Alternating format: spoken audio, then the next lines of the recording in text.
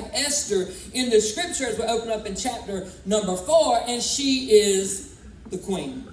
But I want you to know it did not start there. Matter of fact, she would have been voted the most unlikely to succeed.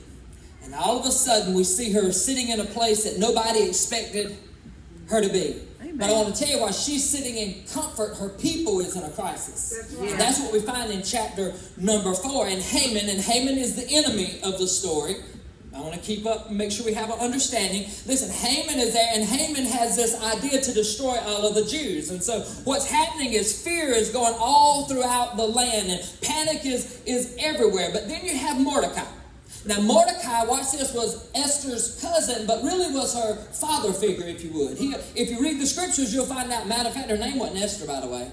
No. She actually had another name, but we know her by Esther. But Mordecai was the one that adopted her, and he sends a message to Esther that absolutely changes everything. And he basically says this to Esther. He says, watch this, Esther, this ain't about you anymore. That's right. Esther, I'm so proud that you made it as queen, but guess what? It's not about you. And that's why this very famous line of scripture that we all know and we all can repeat, when I ask people, and I did kind of survey people, when I ask people, what do you know about Esther? People will say, and I didn't tell them I was preaching, I just said, what do you know about Esther? And most of them can say, wait a minute, there's a verse that they say, oh, wait a minute, who knows, but you've come to the kingdom for a time such as this. And I love the way that scripture, the NIV reads it, said, who knows, but you've come into your royal position for such a time as this. Now, church, I want you to know that's not just a word for Esther.